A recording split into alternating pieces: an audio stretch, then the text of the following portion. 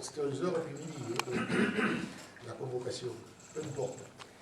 Juste l'Académie des premières lignes, un petit peu d'historique. L'Académie des premières lignes donc, a été créée il y a quelques années. À l'origine, il y avait deux vocations. La première, c'était pour remettre un petit peu au goût du jour, vu les carences qu'il y a eu une certaine période, et peut-être encore maintenant, sur ce poste. Et donc il fallait remettre au goût du jour cette caste particulière des piliers et des joueurs de première ligne, parce qu'au départ, à l'origine, c'était l'Académie des piliers, qui est devenue l'Académie et la première ligne. Donc c'était justement pour essayer que quantitativement, bon nombre de joueurs retrouvent plaisir à jouer en première ligne.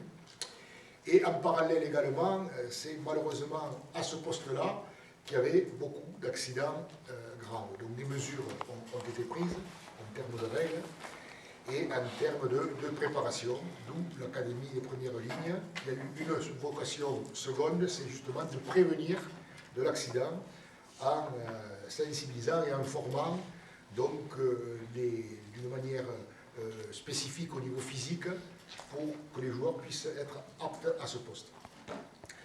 Donc Didier a pris ça en main et l'objectif c'était d'avoir bien sûr des académiciens par comité et territoriaux et départementaux et à terme l'objectif c'est d'en avoir un référent au moins par club.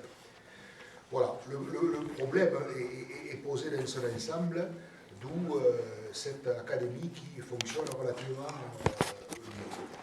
Je dirais qu'à l'heure actuelle, il y a encore du travail à faire et une importance de faire quelques piqûres de rappel, surtout notamment parce que la Fédération française de rugby donc, a mis des moyens conséquents donc, pour justement former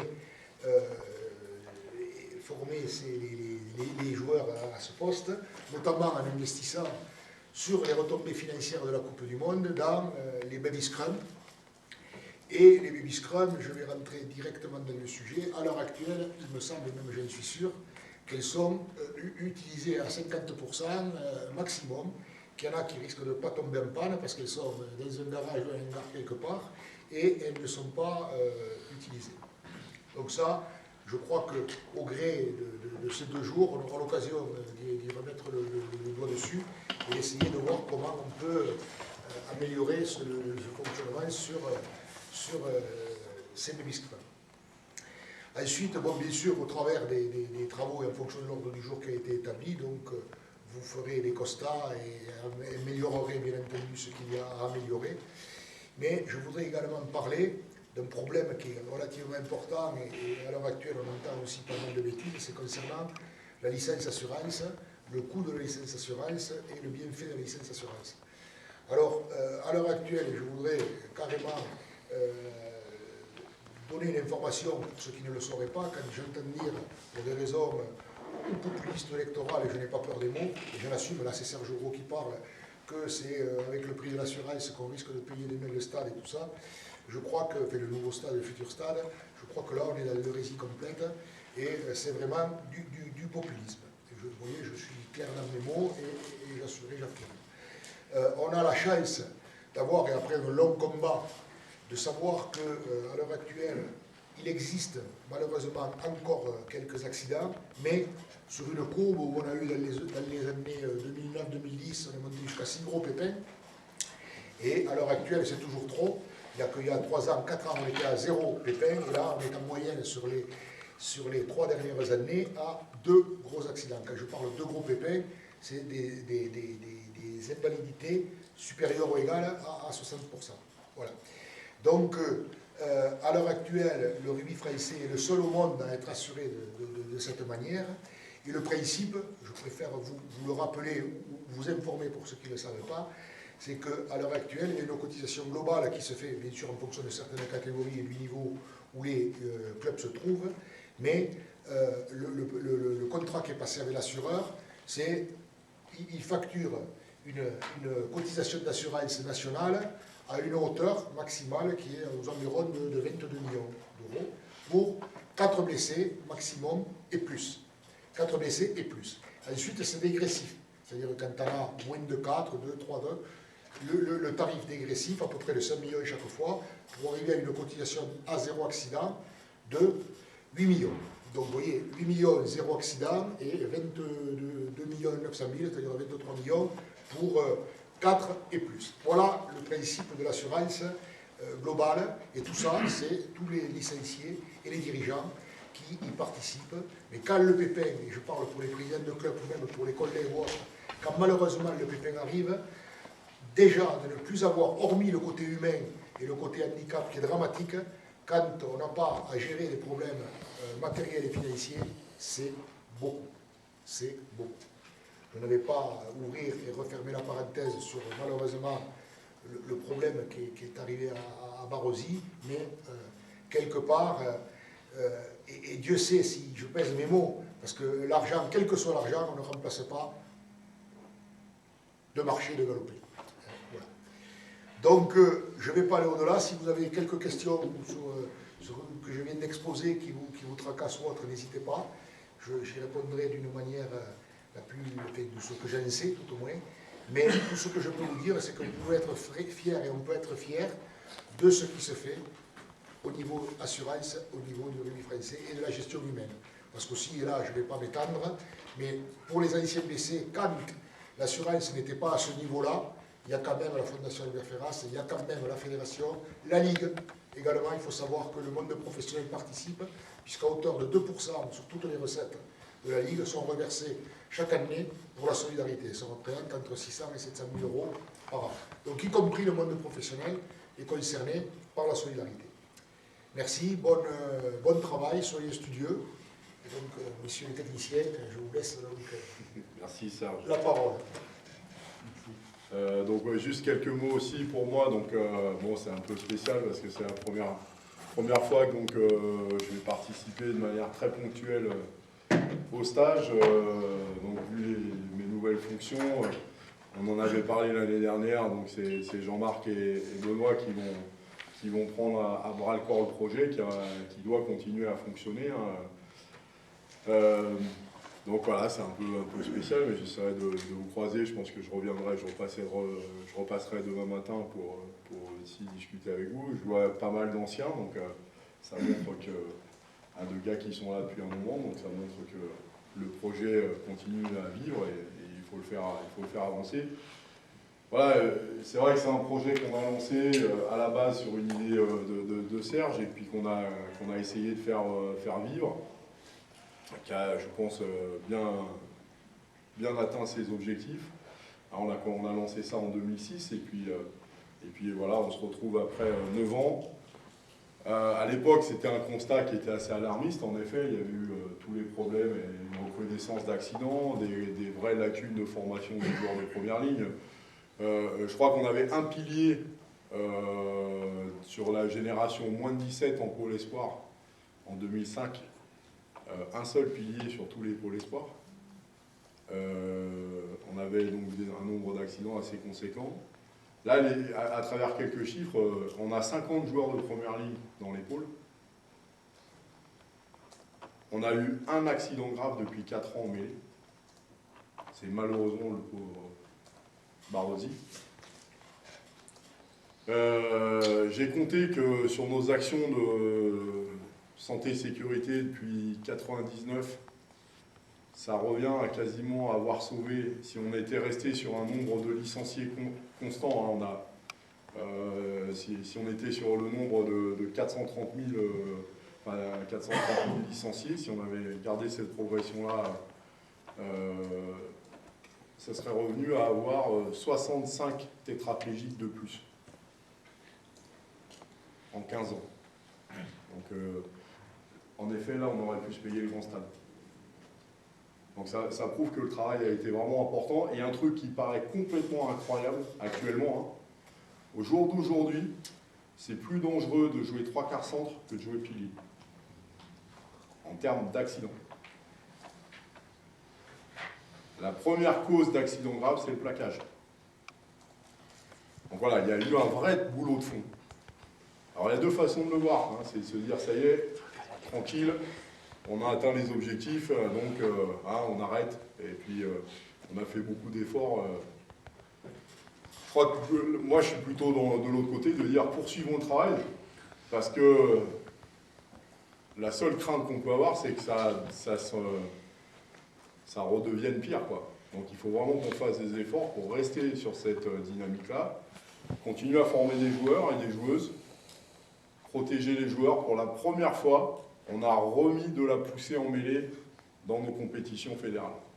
Et on voit, ça fait 2 ans, globalement les retours sont très très positifs. Grâce à vous, si vous n'aviez pas été là pour former les gars, pour faire passer les passeports, je sais que ça a été un gros effort, que tout le monde s'est beaucoup engagé là-dessus, mais ça a payé. Ça a payé, on a remis une mêlée avec du contest, même si c'est sur 1,50 m, etc. Mais je crois que pour la première fois, on a remis l'esprit de combat sur cette phase de jeu. Parce qu'on a réussi à faire passer un message, parce qu'on a fait changer les attitudes. Et ça, hein, c'est un combat presque du quotidien qu'il faut continuer à entreprendre. World Rugby est en train de nous tanner pour essayer qu'on leur donne nos statistiques. Alors on ne veut pas, il y a un papier qui va être... il va y avoir une publication officielle qui a été faite sur une thèse de médecine, hein, donc ça on leur transmettra les statistiques une fois que ce sera publié, hein, pour pas qu'ils nous piquent les données en route, comme ils ont parfois l'habitude de faire. Et ils sont très très intéressés parce qu'on a aussi nous tous nos processus, hein, de règles du rugby fédéral qui sont adaptés, hein, qui les intéressent beaucoup parce que dans certains pays ils ont pas mal de soucis par rapport à ça. Donc ça veut dire continuons notre travail, hein, et on sait, et je crois que le plus gros symbole c'est que l'Académie des premières lignes a donné des vocations. On plaisantait tout à l'heure avec Serge, mais il va y avoir une Académie des numéros 10 qui va être mise en place. Hein, parce que quelque part, le tutorat, les échanges entre les générations, la prise en compte des jeunes joueurs, on sait que ça a des effets qui sont très positifs. Donc je vous remercie vraiment de votre engagement, hein, parce que je crois que ça c'est là où on a été aussi certainement les meilleurs. Hein, vous avez été les meilleurs sur le terrain, vous avez su convaincre les gens sur le stade. Il faut qu'on continue à passer le message. On a innové un petit peu, hein, on a rajouté ces règles de mêlée et Benoît, entre autres, et Jean-Marc ont été 2 des artisans sur la rénovation des règles à l'école de rugby. On sait qu'il y a quelques réticences, hein, les gens ils ne sont pas encore rentrés. Hein, on voit les gens qui ont peur, qui veulent faire des mêlées simulées parce que c'est bien plus pratique. Hein, en termes de formation, c'est moins contraignant. Hein. Et je crois qu'il faut qu'on arrive à continuer à faire vivre cet esprit du rugby sport de combat, hein, où on prépare nos joueurs à pouvoir jouer ces situations-là et prendre du plaisir sans se mettre en difficulté. Donc moi je vous souhaite 2 jours de travail. Je sais que ce soir vous allez faire des heures sup un peu par là-bas. Il risque d'y avoir peut-être quelques mêlées sur la pelouse ou autour du bar dans la soirée, ça je vous fais confiance. Alors, en tout cas, je remercie Benoît et Jean-Marc pour leur implication. Et puis, je sais que j'ai vu le programme, on a échangé hier dessus. Je pense qu'ils vont vous mettre à contribution. Et ça va continuer à faire avancer l'esprit du projet que Serge nous a aidé à mettre en place, que nos quelques anciens, comme Didier Sanchez, Jean-Pierre Garuet, Pascal Ondartz, etc., continuent à faire vivre eux aussi dans leur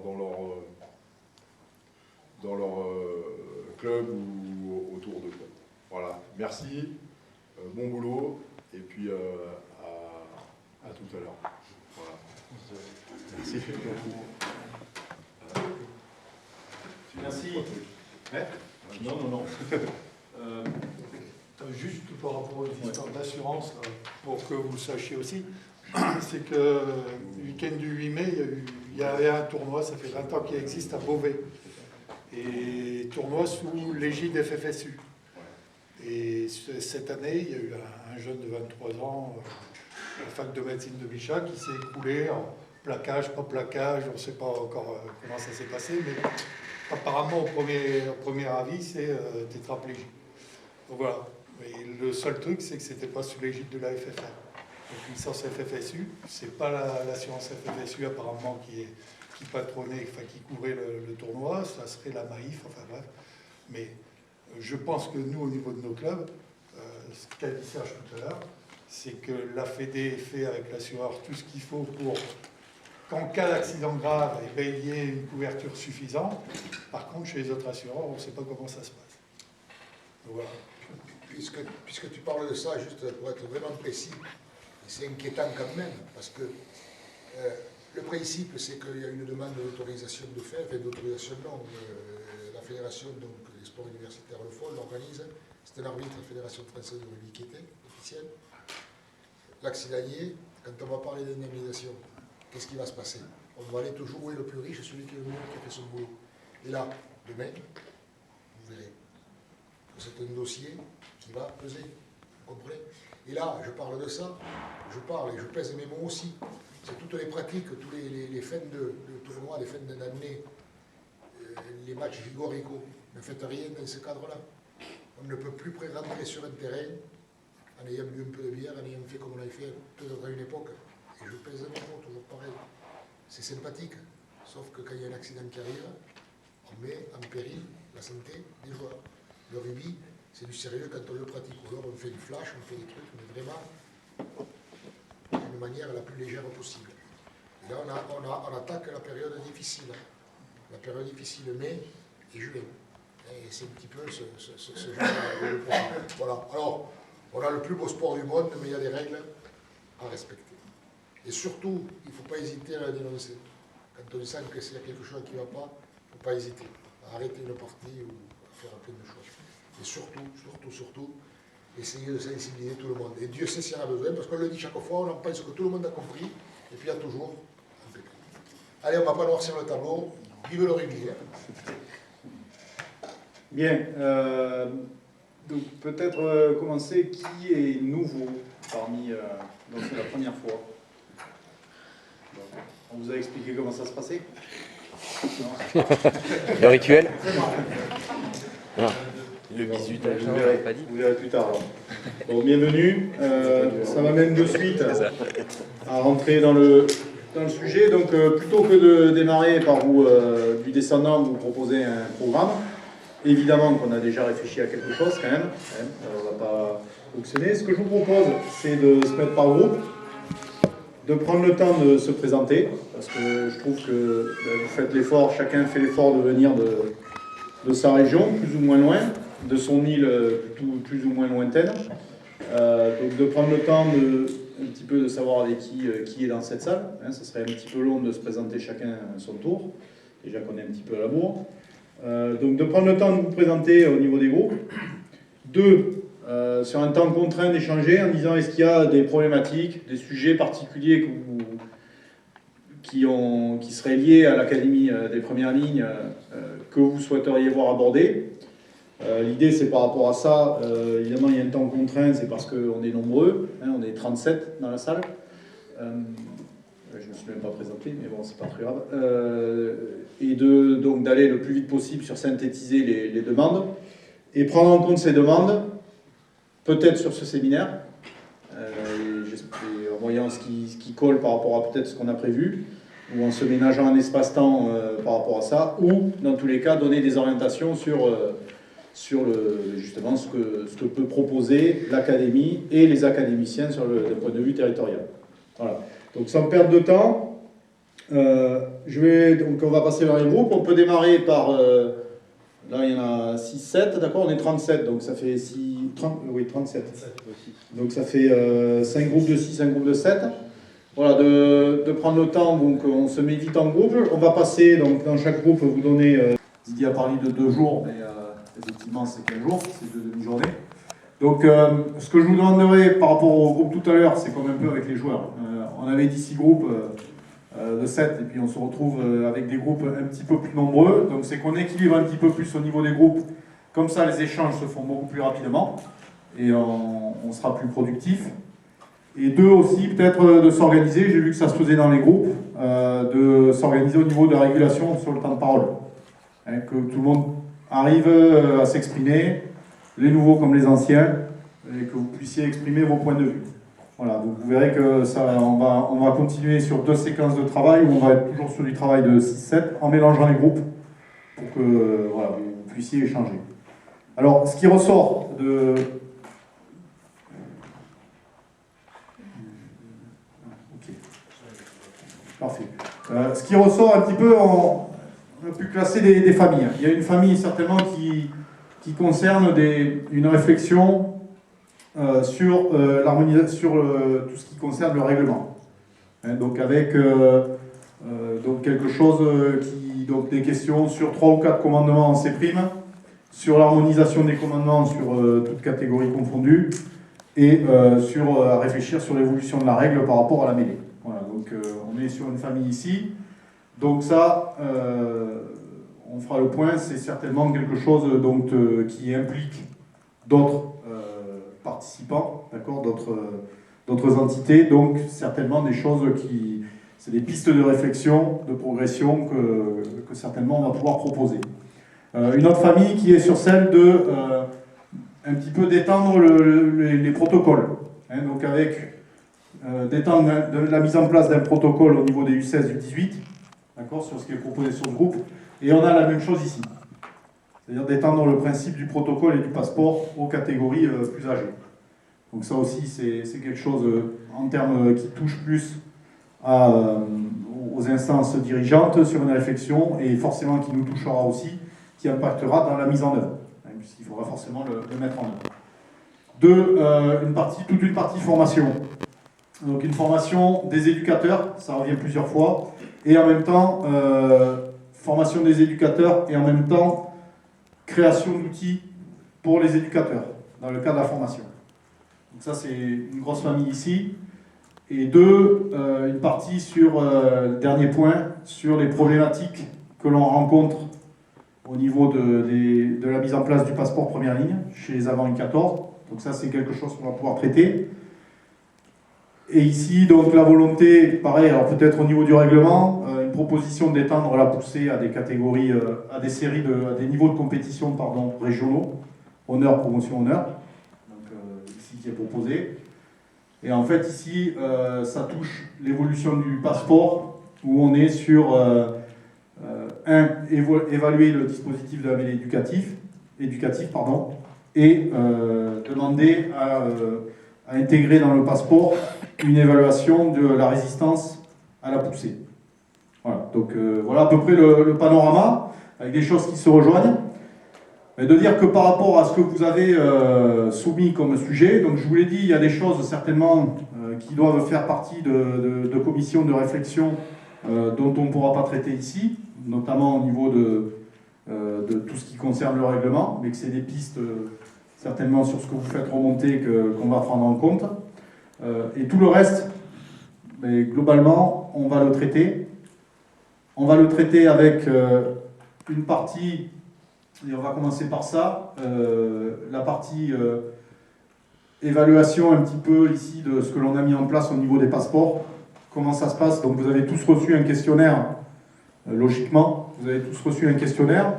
L'idée, c'était pas tant d'y répondre de façon très scolaire en écrivant tout, mais c'était au moins déjà d'y penser, de savoir les problématiques que vous avez pu rencontrer, s'il y en a, bien évidemment, mais je pense que comme dans tout dispositif, il y en a. Et à partir de là, de commencer à échanger là-dessus. Hein, c'est-à-dire vraiment qu'on ait une synthèse, les points essentiels des problématiques que vous pouvez rencontrer dans vos territoires, dans la mise en œuvre de ces passeports. D'accord? Donc vous avez vu que le questionnaire touchait l'ensemble des composantes au niveau de votre action, le club, le comité, les éducateurs, les joueurs, quels sont les types de problèmes que vous rencontrez. Et à partir de là, forcément, on fasse un petit point très rapide sur comment on peut améliorer un petit peu le dispositif. Donc par rapport à ça, ce que je vous propose, c'est un petit peu de se mixer, de bouger, ça fait un peu, plutôt que ce soit descendant, vous faites, on essaye de repérer, de se mettre par-ci, enfin on repère sinon, ou 6 éducateurs, et puis 6 académiciens, et puis on se répartit. Pareil, d'essayer de voir quelles sont les problématiques, d'échanger sur vos problématiques, qu'est-ce que vous avez rencontré comme problème, ok, et s'il y a des choses qui sont récurrentes, que tout le monde rencontre, ou les problèmes les plus importants que vous rencontrez, à partir de là, de les faire ressortir. Oui. Pour moi, il y a deux deux types de passeports. Il y a le passeport jeune Ouais. et le passeport Voilà. adulte. D'accord. Alors là, on est sur le passeport joueur de devant. Hein? D'accord. On est sur les jeunes. On est sur l'école de rugby, les U14. Donc, quelles sont les problématiques que vous rencontrez dans ce dispositif d'organisation, logistique, tout ça. Donc, vous échangez entre vous. Ok, pareil, au niveau du temps, on était bien, on était bon. Voilà, parce qu'après, derrière, il y aura forcément des échanges. Hein, on prendra des notes pour savoir si ça concerne les élus, si ça concerne la DTN, si ça concerne la mise plus de moyens à disposition. On essaiera de voir comment on peut réguler les choses. Ça marche? On bouge? N'hésite pas, même si je vous répète, la salle est assez verrouillée. On se remet comme on était tout à l'heure. Peut-être bouger au niveau des groupes parce que... Alors là, vous êtes un groupe trop important. Ouais. Donc on va évoquer, forcément, voilà, les problèmes que vous rencontrez et derrière, ça nous amènera certainement à réfléchir, à vous faire des propositions et à prendre en compte surtout vos remarques. Et après, des problèmes que vous rencontrez dans la mise en place qui concernent, vous avez fait le comité, les clubs, les entraîneurs, c'est peut-être d'échanger justement. En fonction, il y en a peut-être qui rencontrent des problèmes, d'autres qui ont trouvé des solutions, ou si on ne trouve pas de solution, justement, ça sera certainement un pilotage plus national qui devra déverrouiller un petit peu la situation. Donc moi je vois un petit peu, il y a des problématiques qui ont été évoquées, donc là c'est plutôt à nous de répondre, par rapport au statut des académiciens et la capacité donc de faire passer le passeport. On parle bien du passeport des joueurs de devant, hein, donc des catégories école de rugby. Donc par rapport là-dessus, on a repris ce qui avait été mis dans le PowerPoint. Certainement, on peut le relier. Grosso modo, est-ce que vous pourriez préciser par rapport à ceux qui ont parlé, qui ont évoqué ces post-it, donc celui-ci, le jaune et ici obstacle FFR, par rapport justement à la reconnaissance de votre statut, les problèmes que ça pose, le fait que, a priori, si on pose la question de qui peut valider, c'est on ne le sait pas réellement, quel problème ça pose. Voilà, donc un petit peu vous exprimer là-dessus, avoir votre ressenti, et que derrière nous puissions prendre note et après faire des propositions. Est-ce qu'il y en a qui veulent s'exprimer? Ouais, l'idée c'était surtout, moi c'est ce que j'ai retrouvé dans mon comité, c'était il fallait absolument que les passeports joueurs de devant soient validés par un cadre technique. Donc le problème c'était, il y avait des cadres techniques qui pouvaient valider mais qui n'étaient pas forcément formés à ce protocole, qui n'avaient pas forcément vu. Puis à côté de ça, il y avait des académiciens qui étaient formés à ça mais qui ne pouvaient pas valider le protocole. Donc tout le problème, ça a été de réunir le même jour, au même endroit, ces deux personnes pour pouvoir satisfaire aux exigences. D'accord. Donc ça a forcément un impact sur l'organisation, sur le fait que ça restreint le nombre d'intervenants, et donc à partir de là, ça vous pose des problèmes dans la mise en œuvre. De plus, en sachant la charge de travail que peuvent avoir les CRT ou les KPI qui sont sur les missions fédérales et les CRT qui ont beaucoup de missions, ça nous permettrait d'aller plus dans les clubs, encore plus dans les clubs, et de faire vraiment un travail de proximité, à condition de donner ce statut que nous, là par contre, on peut déléguer à des collègues qui sont dans l'académie. D'accord, donc ça voudrait certainement étendre la responsabilité ou la capacité aux académiciens de pouvoir, au niveau du protocole des joueurs de devant, de l'école de rugby, d'avoir la capacité d'évaluer en responsabilité de faire passer les tests. Ok. Alors oui, par rapport à ce qui avait été écrit sur le protocole, de toute façon ça avait été discuté déjà au niveau avec Didier. Donc l'évaluation sur l'étape 2, le retour au comité départemental du fichier de joueurs ayant passé l'évaluation biométrique et l'évaluation fonctionnelle permettra de convoquer ces joueurs pour l'évaluation technique sous la responsabilité du conseiller technique, CTS, CTT, CRT. Les référents du club académie première ligne peuvent participer à l'encadrement de l'évaluation. Donc c'est vrai que là-dessus, on n'avait pas du tout parlé des référents territoriaux. Alors, Didier avait voulu absolument, au départ, que ça soit un employé soit jeunesse et sport pour les CTS, soit pour un employé fédéral pour les CTT et les CRT. par rapport à une question de responsabilité. Alors maintenant, pour l'évaluation technique, sous la responsabilité du conseiller technique, sous la responsabilité, est-ce que quand on met sous la... Ça, c'est à nous à l'éclaircir. Est-ce que si on met sous la responsabilité, il doit être absolument présent? Ou est-ce qu'il donne, il missionne, il vous missionne en tant que référent territorial pour aller faire l'action et c'est lui qui valide définitivement le document? Voilà. Donc, il y a un autre élément qu'on a soulevé aussi dans notre groupe, c'est qu'effectivement on peut réunir tout le monde et c'est les CTS ou les CRT qui peuvent le faire, mais sur cette catégorie d'âge, tu as des joueurs qui arrivent en janvier, février, et c'est des actions où tu dois te déplacer sur un ou deux joueurs. Alors qu'en mettant ce fonctionnement-là, on faciliterait aussi ce travail. Oui. J'ai passé des passeports encore il y a le mois dernier. Oui, non, mais ça, D'autres qui étaient blessés ou d'autres. on en est bien conscient. Donc, Oui.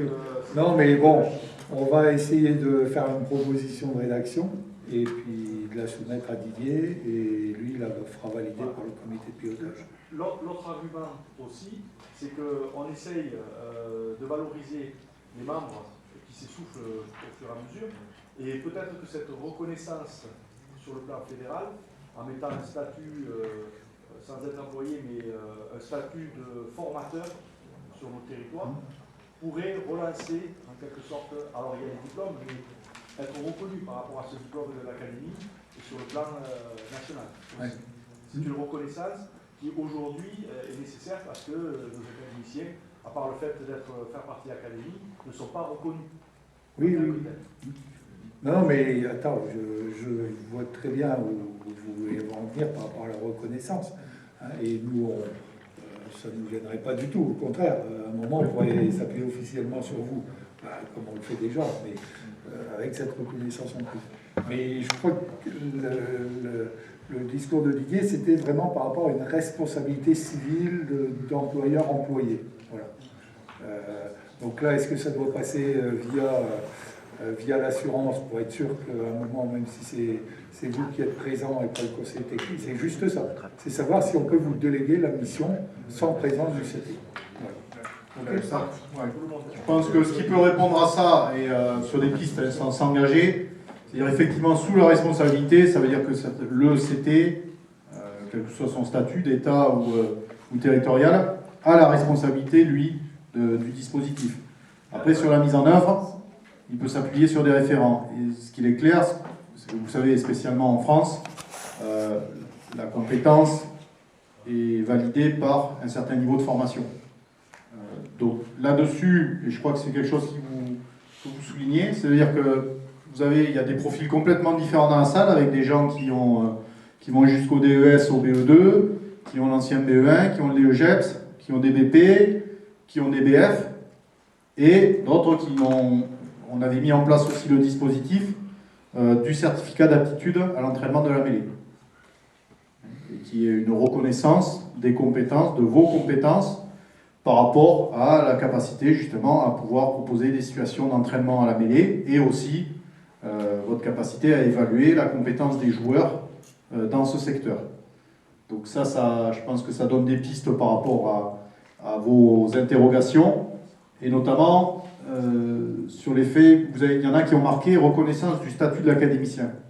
Donc c'est certainement se dire, quand je parle de statut, ce qu'on peut mettre derrière, c'est faire partie de l'académie territoriale permet et malgré tout faire partie de l'académie territoriale et avoir la possibilité d'intervenir au sein des écoles de rugby et de valider le passeport des joueurs de devant, passe forcément par ou être détenteur d'un brevet fédéral ou, alors ça sera à définir sur le niveau de formation, mais certainement brevet fédéral, diplôme d'État et ou certificat d'aptitude à l'entraînement de la mêlée.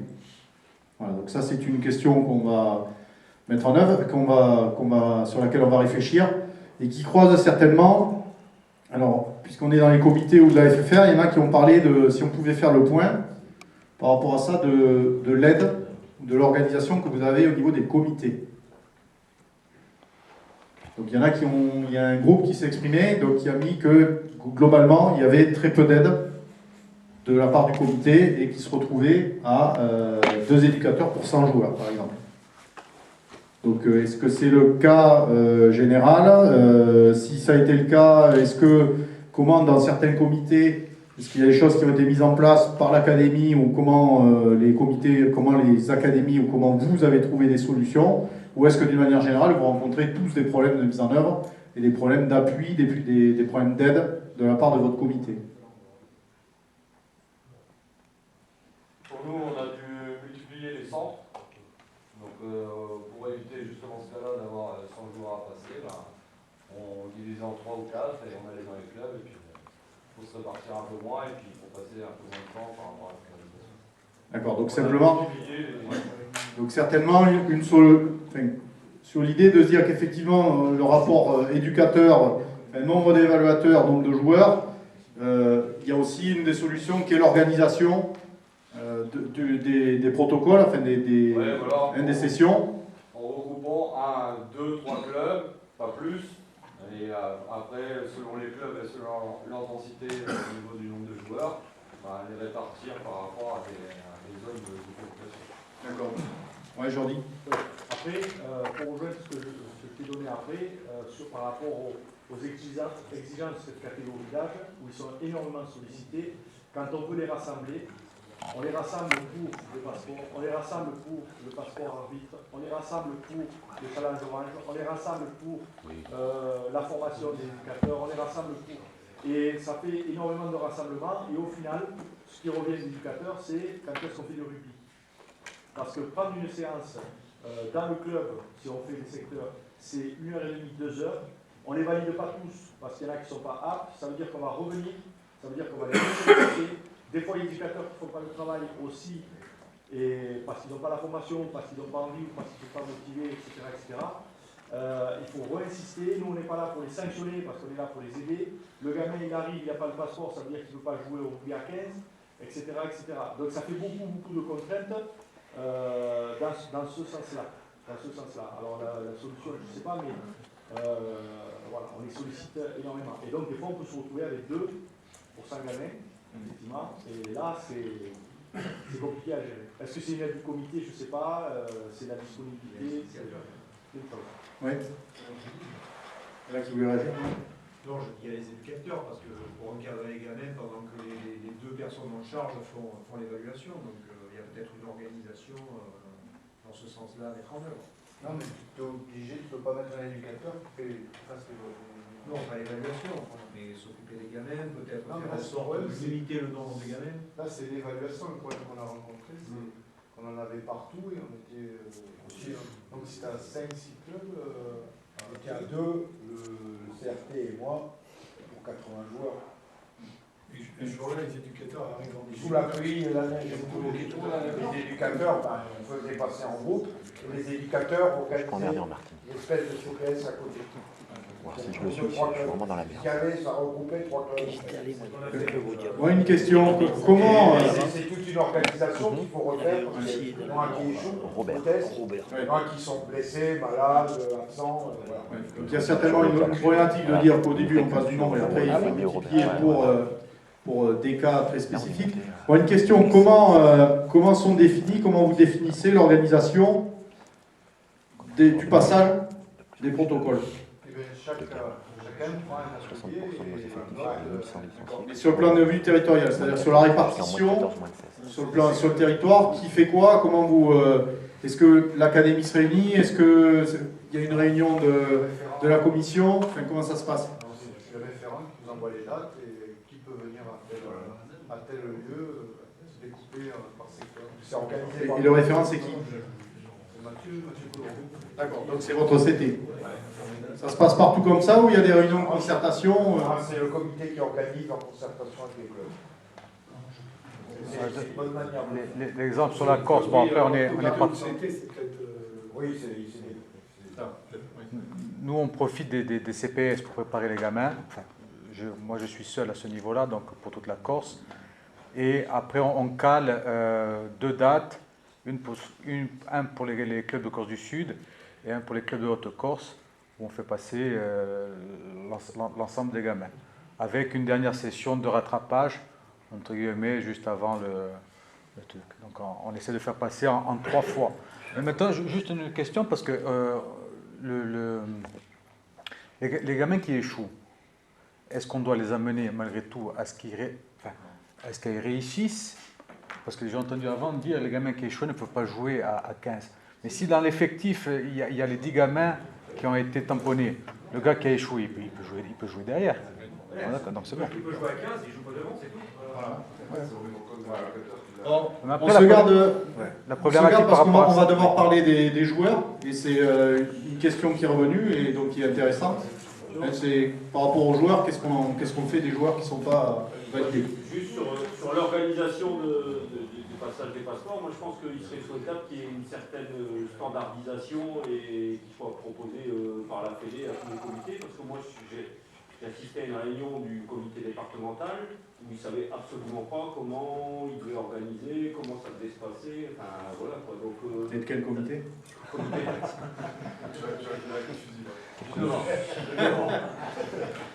Non mais c'est bien de se dire les choses. Et donc au moins des propositions de la fédération pour dire ça pourrait être organisé comme ça et comme ça et comme ça. Enfin, si c'est pas une standardisation et une obligation, ça pourrait au moins être une proposition. Ça fait quand même quelques années que le passeport existe. Oui. Je pense que les élus du comité aujourd'hui, du comité en question font vraiment une mauvaise foi. Voilà. Et donc, je pense qu'il faut qu'on s'arrête là. Mais l'organisation, elle est faite depuis des années. On l'a mis en œuvre. J'étais partie prenante à un certain moment. Si je suis parti là-haut, c'est pas de ma faute. Plutôt dans le nord alors. Mais à un moment, il faut arrêter. C'est ça? Oui, après il y avait une intervention d'abord. Ici, ouais. En Côte d'Azur, vous savez qu'on est entouré de fous quand même. On fixe des dates, quand même, on propose, une saison sur le calendrier coloris, on fixe des dates, et on les tient, on essaie de les tenir quand même. Et après, sur les dates même, sur les secteurs, on met des créneaux horaires. Dès qu'on ne se retrouve pas avec 80 gamins en même temps. C'est-à-dire que tel club, vous êtes convoqué telle heure à telle heure, c'est de la communication, mais et nous, ça se passe. On passe des gamins comme tout le monde, ça y a pas de problème, mais ça se passe relativement bien. Sur l'organisation. Oui, Catoulogne, c'est De toute façon, c'était le CRT qui validait. Par contre, il y a une application beaucoup plus importante, semble-t-il, des comités départementaux. Et chaque comité départemental gère à sa manière, avec bien sûr sous la conduite du CRT local, la conduite de ça. Par exemple, sur le comité départemental du Gard, c'est le CRT Micamounias qui assure les validations, mais le comité départemental du Gard a décidé que pour, hormis, enfin, il y a des exceptions, mais pour pouvoir s'ouvrir le droit à la validation, il fallait minimum une visite d'un académicien au sein du club. Ça fait 3 ans que ça fonctionne très bien. Avant. En amont. D'accord. Et après, c'est pas une organisation, simplement, quand on les prend, c'est un ou deux lieux uniques, avec des créneaux horaires, et puis après on défile, et puis les éducateurs, l'anime, se rencontrent aussi entre eux. D'accord. Alors, juste seulement pour avoir testé celui de Jean-Pierre, en faisant venir par créneau horaire, le retour qu'on a eu sur ça, c'est que les enfants, eux, n'y ont pas d'intérêt, c'est-à-dire qu'ils se déplacent juste pour faire cette séquence de passeport et ça devient une contrainte pour eux. Donc ça, on l'avait fait nous, on avait fait passer tout un ensemble et en faisant passer par créneau horaire, on avait mobilisé les académiciens, les CRT, les conseillers techniques, mais c'était assez lourd sur l'organisation et les gamins eux-mêmes n'avaient pas pris l'intérêt vraiment venir faire 1 heure de déplacement pour faire un passeport et repartir. Donc on a changé, c'était un confort pour nous, mais peut-être pas pour le joueur.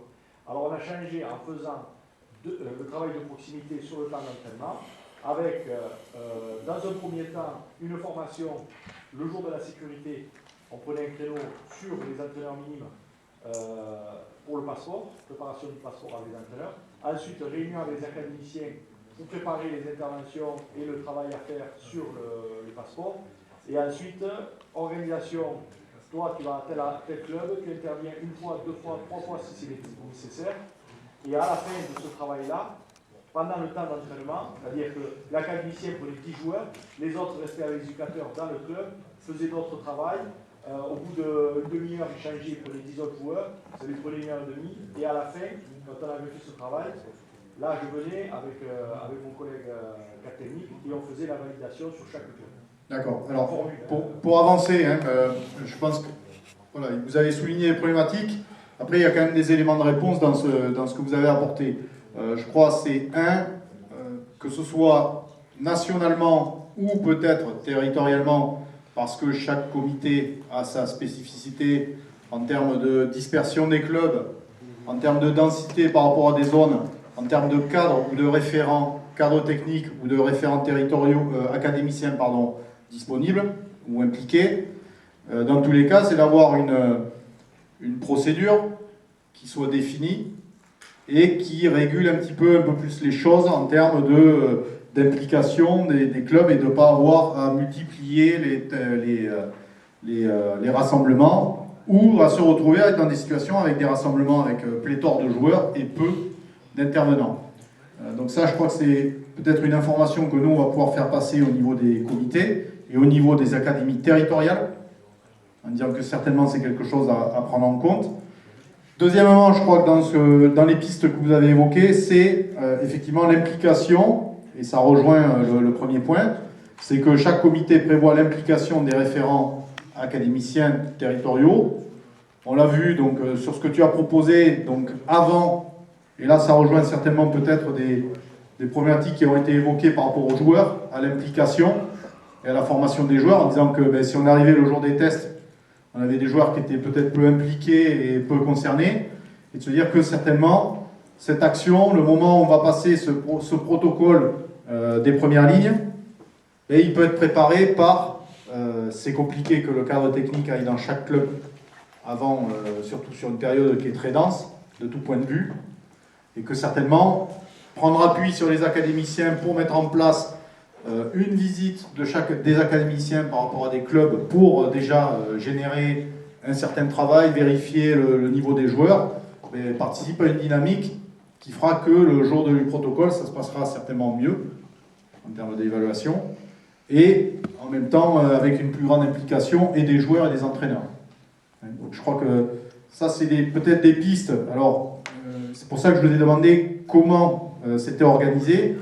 Et que certainement, si c'est pas organisé et si c'est du descendant, peut-être qu'au niveau de chaque comité, on peut prévoir une implication, une intégration de vous, ou une implication plus forte de l'académie territoriale en termes d'organisation de ce protocole. Alors, par rapport à ça, parce que nous, peut-être qu'il y a moins de monde, parce que personne c'est très motivé, dans le sens où le comité ne paye même pas les frais de déplacement. Oui. Alors, ça, c'est peut-être forcé, sachant qu'il y a une enveloppe. D'accord. Donc, clairement, donc sur les moyens logistiques, effectivement, sur la valorisation de votre action, c'est de voir, et nous on le note, de noter par rapport à, évidemment, votre implication, ce qui peut générer. Oui, j'ai une question, parce que ça remet un peu en cause.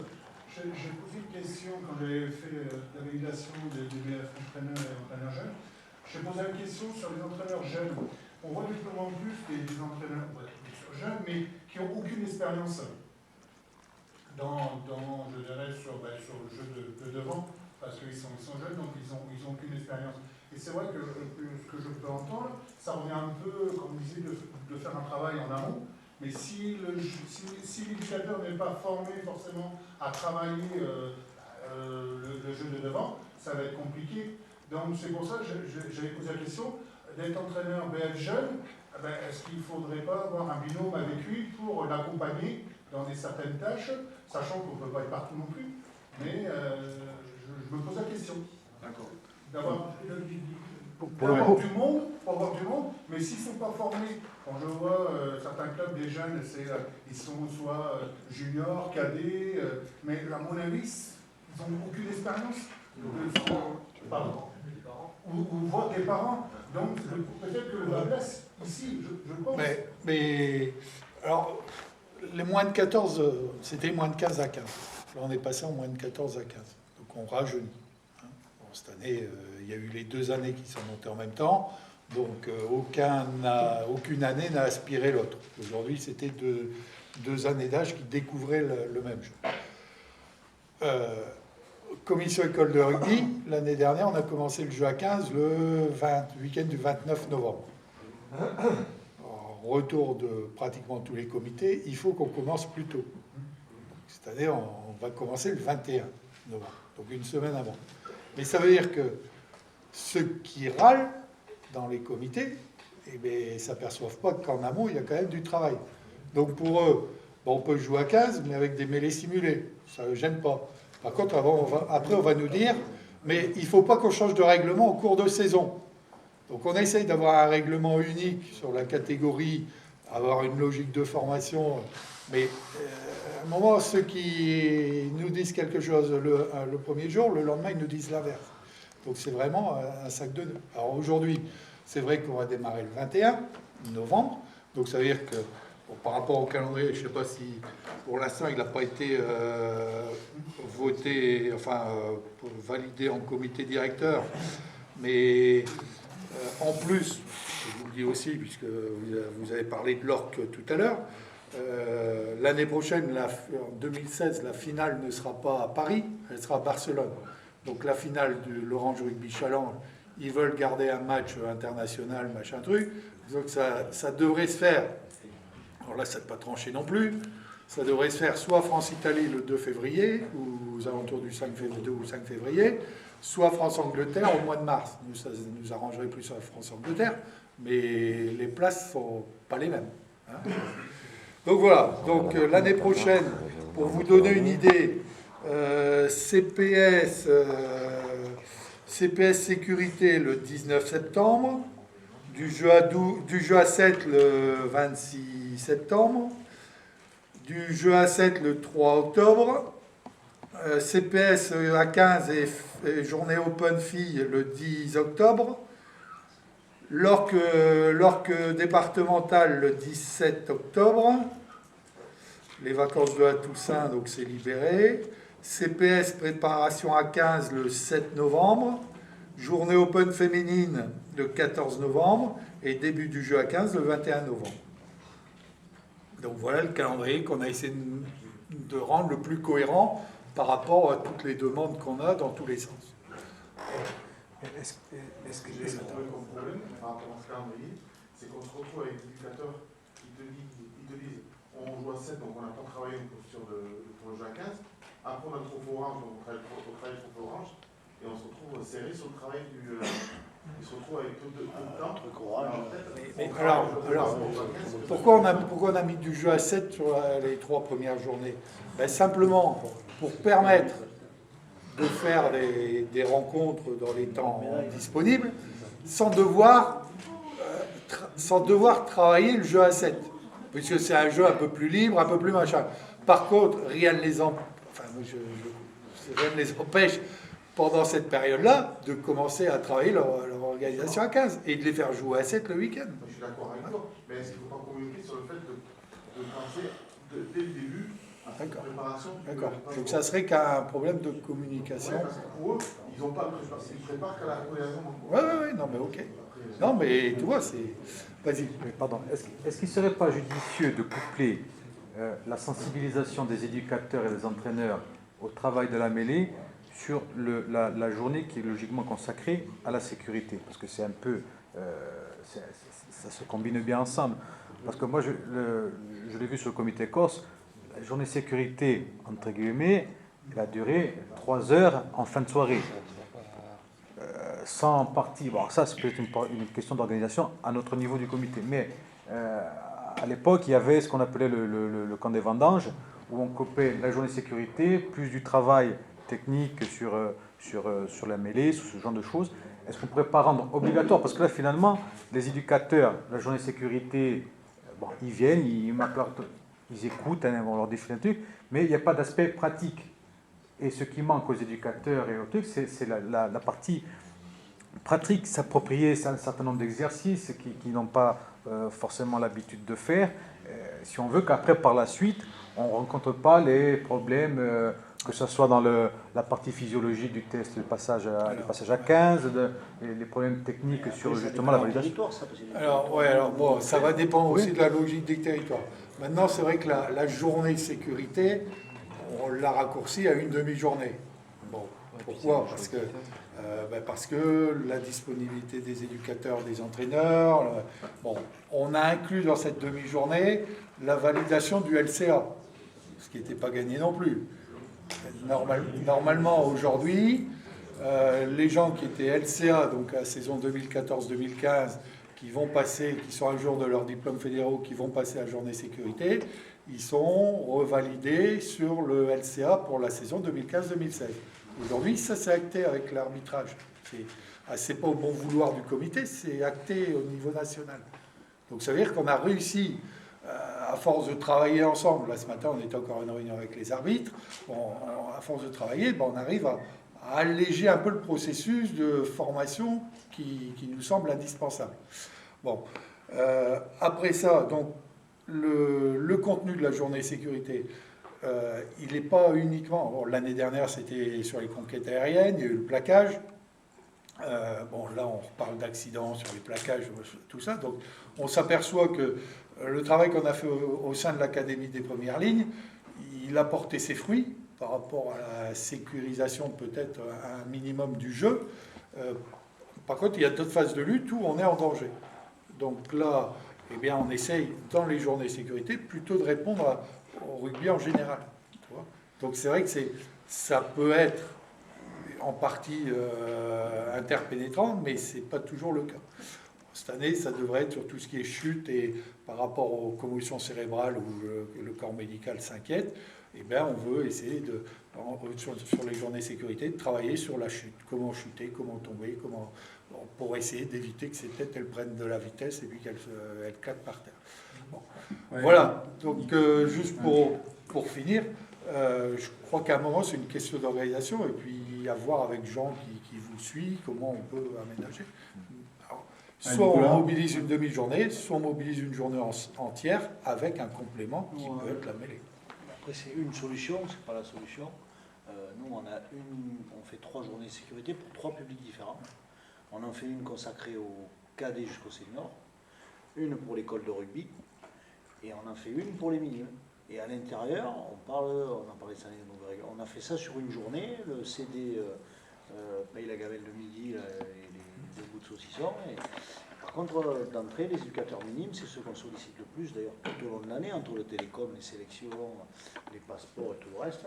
Mais eux, ils commencent, au lieu de faire une demi-journée de sécu, on fait une journée complète. À l'intérieur, on parle du protocole, du machin, quoi. Les mecs partent début septembre avec tout ce à quoi ils risquent d'être sensibilisés. Ok, donc on voit, là on a dérivé un petit peu sur, alors il y a certainement, on en revient à l'organisation du comité et à prendre en compte la problématique de ces éducateurs moins de 14 qui sont sollicités par le comité et par les dispositifs fédéraux très souvent et surtout sur une période très concentrée dans la saison. Donc ça, quelque chose à prendre en compte, mais qui aussi intéresse les cadres techniques de vos comités. Par rapport aux entraîneurs, donc on voit certainement aussi la formation.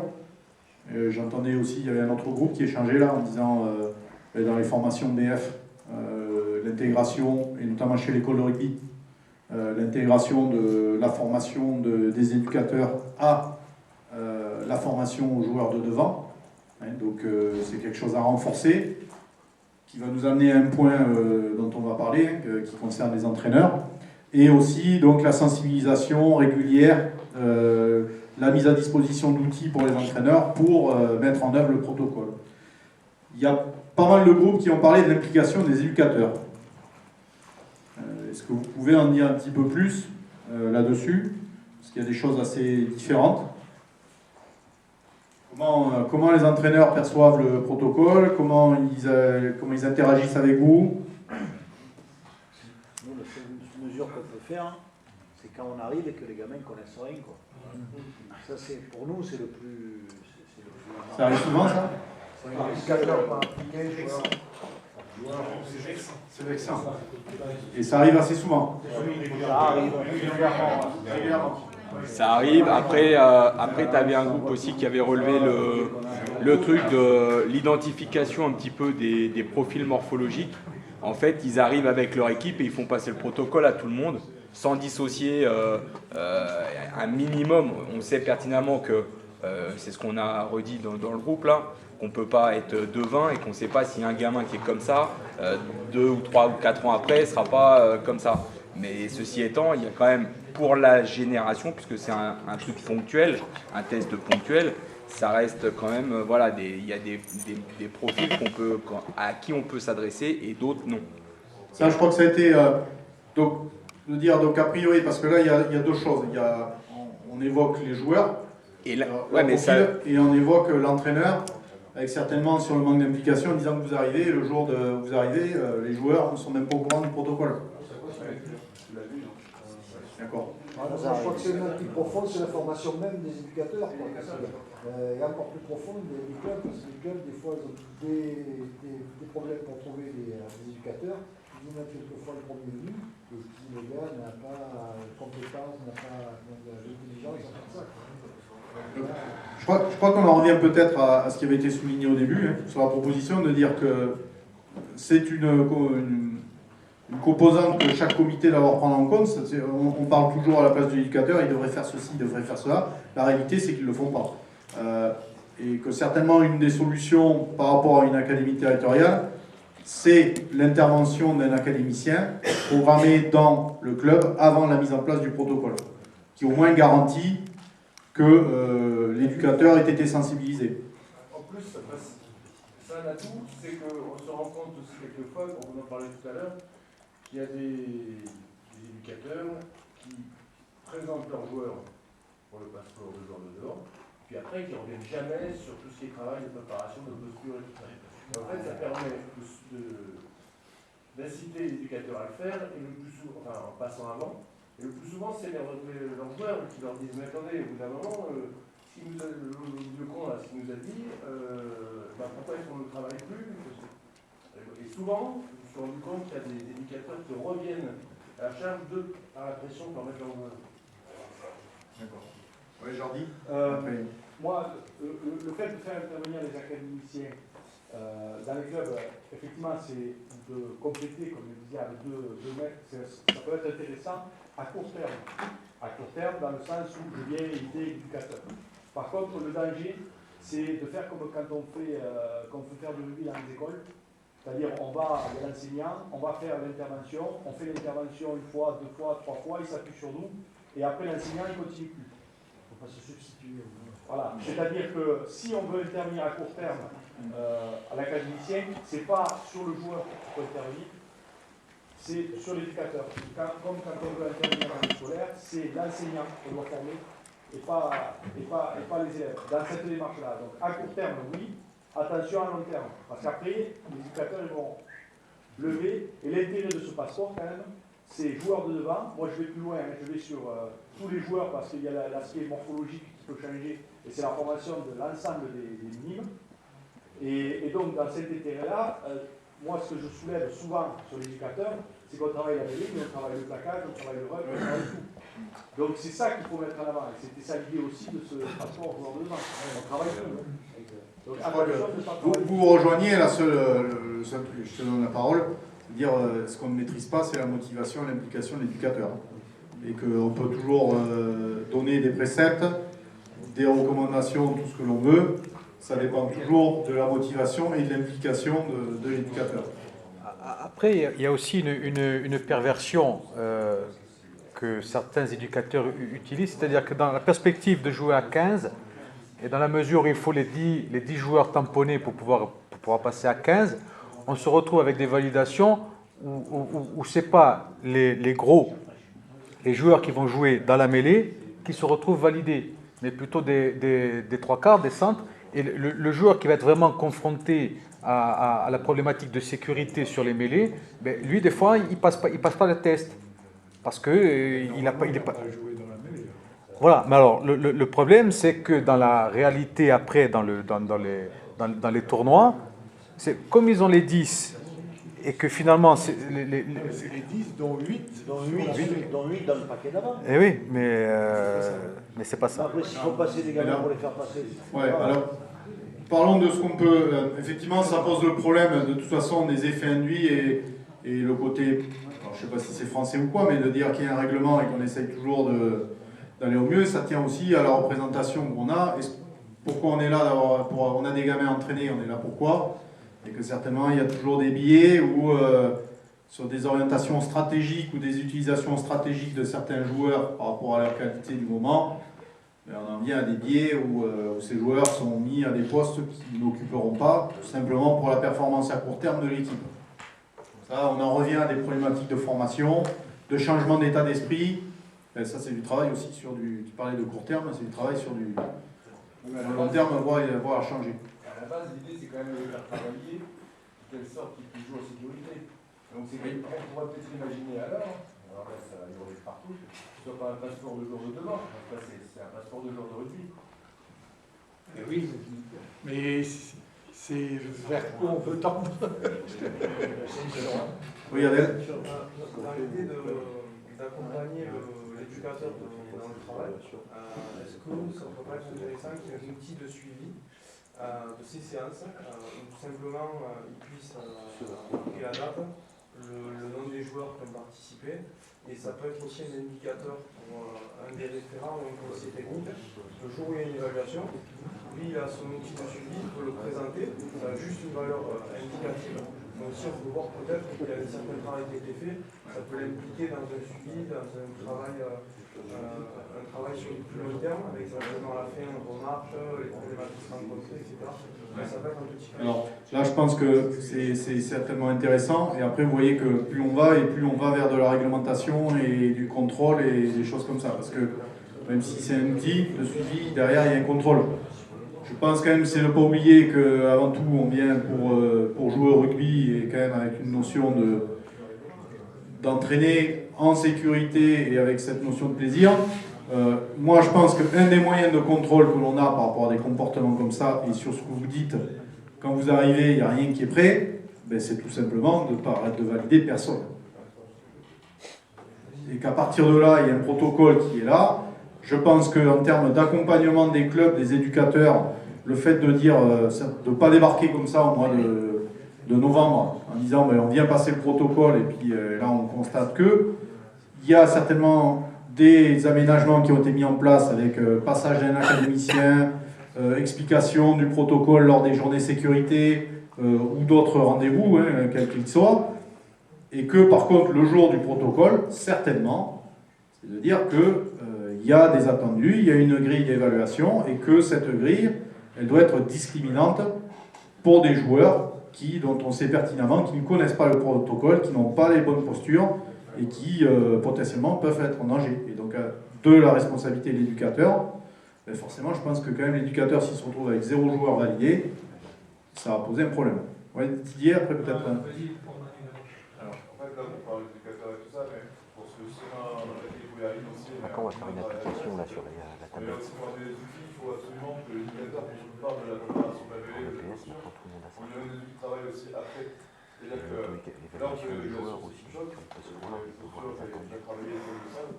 Et je veux dire, voilà, ce que tu fais faire après, c'est, par exemple, tout à l'heure on parlait des moins de 14 qui préparent le PA7 et qu'ils arrivent. Mais peut-être que pendant le PA7, on peut leur proposer des routines de 15 de minutes pour l'échauffement, on peut en faire rentrer les postures. Et là, tout doucement, on va rentrer directement et ils vont faire un travail tout au long pour les 2 mois. Et c'est à nous aussi, il y a quand même des gars qui sont en série ou en honneur, ils n'ont jamais fait réveiller non plus, ils entraînent aujourd'hui, ils n'ont pas d'outils. Parce que c'est, voilà, au fédéral, ils n'ont pas d'outils. Peut-être que nous, on va leur construire des outils et puis donner vraiment des contenus d'entraînement et qu'il ait un cahier d'entraînement et qu'il suit son entraînement jusqu'à le protocole, mais après aussi le protocole, il va faire des rappels avec un planning de rappel. Après, c'est avec le précédent son entraînement dans l'année. Et après, nous, les cliniciens, voilà, ça a été des problèmes, ce que tu as ressenti, et puis voilà, il y a des périodes derrière. D'accord. Mais pas avec tous l'éducateur, et je pense qu'on va travailler là-dessus. Ça, je crois que ça a été soulevé par rapport à pas mal de groupes, Didier, je te donne, et que vous allez voir, c'est quelque chose auquel on est dans le même sens que vous, donc c'est plutôt positif, ça veut dire que l'ensemble des groupes l'ont pas mal soulevé sur le premier travail. et que ça va constituer une bonne partie de notre travail qui va suivre ces petits échanges. Voilà, aller justement vers la production d'outils. Didier, peut-être les sous-sous après. On a l'impression que les éducateurs, ils ont peur de s'y filer, parce qu'ils n'ont pas connu la mêlée poussée. Ceux que tu vois là, ils ont même poussé la mêlée. Et comme ils n'ont pas connu, donc ils ont peur de s'y filer, pour ne pas faire de conneries, pour ne pas être jugés aussi quand on passe derrière. C'est la peur, la trouille qu'ils ont. C'est une des choses, pour moi, mais ils le diront, ils ne le disent peut-être pas. Pour moi, c'est un des éléments qu'il faut qu'ils s'y filent pas bien. Donc ce projet, ce problème de rejet qu'on peut avoir des fois, c'est parce que c'est fait peur. La peur. Mais on pose quand même peut-être juste sous-sous parce qu'il y avait. Je vois que tu dis, quand on arrive dans le club et on s'aperçoit que ça n'a pas bossé. Est-ce qu'il faut qu'on va être plus strict encore avec le club en leur imposant vraiment dans un laps de temps. Voilà, vous avez, dans cette période-là, vous avez 1 mois, ou 2 mois, il y a un référent qui va venir évaluer les joueurs, leur faire passer le passeport, et leur dire, vous avez 1 mois pour bosser. Si vous ne bossez pas, ne soyez pas surpris. Est-ce que je pense qu'on ne peut pas nous appuyer sur ça? On en revient à ce qu'on disait tout à l'heure sur l'idée d'une procédure ou d'un cadre qui soit défini par le comité. Et encore une fois, c'est dire que quand on arrive dans des situations comme ça, votre statut il change, c'est-à-dire qu'on ne passe plus en tant qu'évaluateur, parce qu'on ne peut rien évaluer, rien n'a été fait. On en vient finalement à ce que tu disais tout à l'heure, c'est-à-dire on en vient à expliciter et peut-être donner des outils qui vont permettre de dire à telle période, dans 1 mois, dans 2 mois, je ne sais pas, on reviendra pour évaluer, mais là, en l'état actuel des choses, on n'évalue pas et il n'y a pas de passeport qui soit validé. Moi, je veux bien admettre qu'il y a plein d'éducateurs qui ne se sentent pas, qui n'ont pas les outils, pas la formation, pas... Il y a quand même quelque chose, si j'ai bonne mémoire, j'espère avoir une mémoire, parce que c'est que la mémoire qui est restée là. Il est bien écrit, on dit que la méconnaissance ou la non-compréhension des commandements en mêlée entraîne le stop de la validation. Quand on voit un collectif entier, c'est quoi les commandements mêlés? Je sais pas. Allez, messieurs, casse-toi. Et là, c'est pas compliqué, il suffit de lire un truc, il n'y a pas besoin d'avoir des connaissances énormes. Il ne faut pas qu'on soit aussi non plus des gendarmes. Non, pas les gendarmes, mais par contre, la fois où tu reviens, le mec il a bossé. La différence, elle est là. Si tu t'ajoutes 2, tu dis tiens, rentre chez toi. Oui. Par contre, oui, ce qu'on disait, je t'ai reconnu. C'est le plus chambon. Ce qu'on disait aussi avec mon groupe là, c'est qu'il y a un gros travail des fois qui est fait aussi pour la validation et qui est totalement laissé à l'abandon une fois que ça a été fait, quoi. Donc peut-être instaurer un suivi ou repasser peut-être au bout de 6 mois pour voir où c'est que les jeunes en sont. Moi, peut-être une question comme ça, parce que ce que vous sollicitez, enfin ce que vous proposez comme solution, c'est hyper intéressant, mais ça nécessite forcément aussi de l'engagement.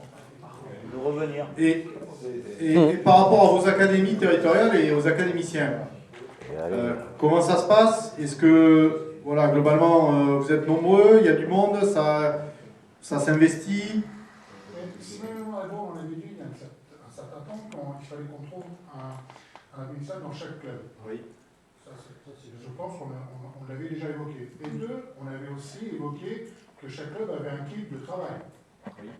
Donc j'entends de manque de matériel, de les accompagner du matériel, ils ont déjà du matériel, déjà sur place. Ouais. Les élastiques et les ballons, ils n'ont pas tous été servis. Attends, oui. Non. Attends, alors les sacs, je suis persuadé que... 6 ans 6 ans, il y a eu ça. Bon, il y en a la première année, ils l'ont eu entre les mains, mais ils ne l'ont jamais vu. D'accord, mais le matériel qu'on a, est-ce qu'il n'y a pas besoin à renouveler ce matériel? Non, mais attends. Je crois qu'il y a... non, mais c'est... Oui, c'est comme... Mais je pense que c'est... Bon, là, on est en train de se lâcher un petit peu, c'est super. Si on en revient un peu à la chose. Donc, aujourd'hui, je crois qu'on a une échéance, c'est 2016-2017, par rapport à la nouvelle DTN qui est mise en place. Bon, Didier, il a abordé le sujet, il y a des nouvelles personnes qui ont intégré la DTN, dont moi, on a pris des choses en charge.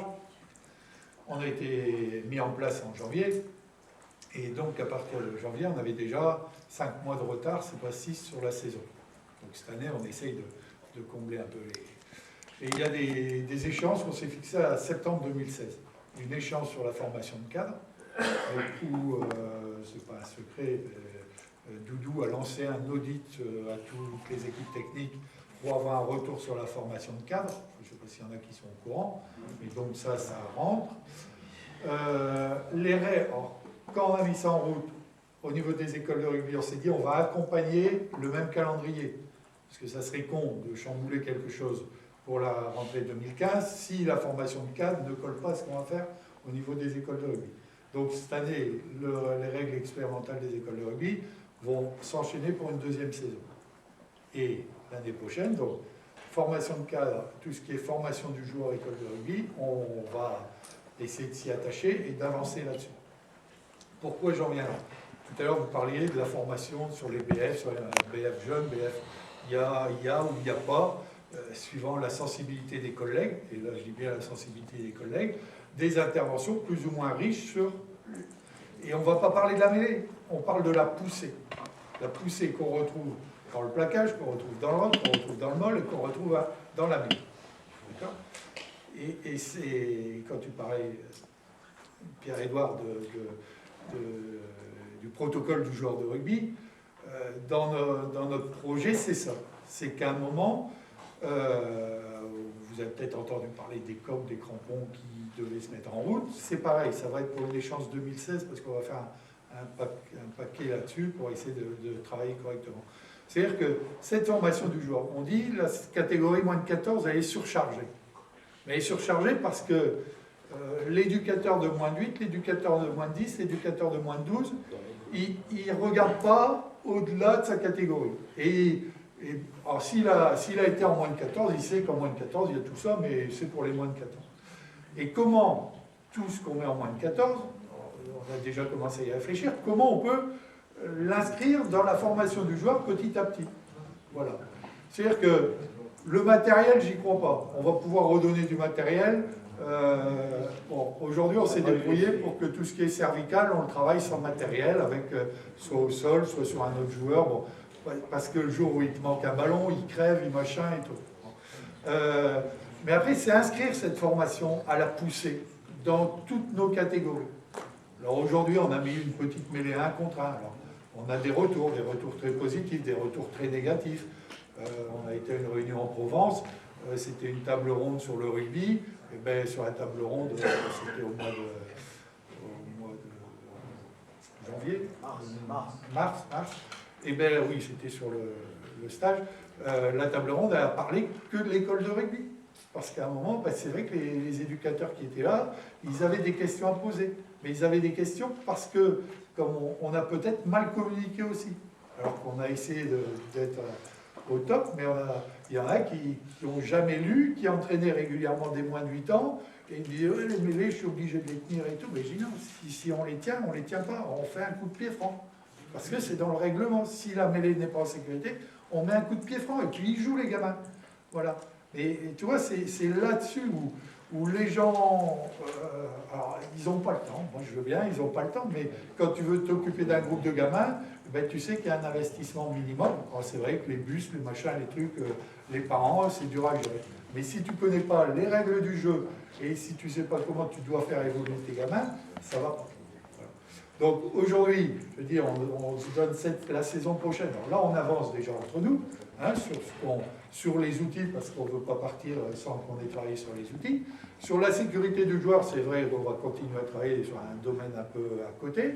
Mais on essaie de tout raccrocher. Mais ce qu'on veut, c'est vraiment rendre performante un peu plus cette formation du joueur dès le plus jeune âge. Et tout inscrire, et se dire, ben, en moins de 14, alors les outils d'évaluation, on va essayer de les trouver, et qu'en moins de 14 ans, l'Orange Rugby Challenge, qu'est-ce qui empêche les moins de 12 de faire un parcours collectif? Rien du tout. Et au lieu de l'apprendre en moins de 14 au mois de novembre pour passer le truc au mois de décembre, eh bien, on aura travaillé sur des trucs que les gamins, ben, t'en mets un de chaque côté dans les 22, là, 2 groupes de 4, et puis c'est le premier qui arrive au bout sans faire de faute. Et puis en moins de 12, ils sont capables de le faire. Voilà, mais c'est tous des petits trucs où, à un moment, il faut réussir à faire partager aux éducateurs. Alors, le correspondant, académie des premières lignes de club, c'est intéressant, mais c'est aussi, je crois que se mettre au niveau de l'école de rugby sur une démarche un peu collective pour savoir quelles sont les choses qu'on peut travailler ensemble, et après la spécificité de la catégorie pour aller répondre à notre compétition. Je crois qu'il faut qu'on le voie dans l'ensemble. Alors nous, on a une petite partie, bon, on va essayer de la faire avancer pour que ça donne des idées au reste. Jordi. Oui, tout secondes. Donc, moi je partage énormément de travail à faire en amont sur l'école de rugby et s'ils nous demandent, peut-être voir un protocole pour l'école de rugby. Par contre, ce que tu soulevais, Jean-Marc, c'est-à-dire sur l'équipe pédagogique, les ressources, sur qui on s'appuie, si on veut être plus exigeant, il faut des hommes et des moyens.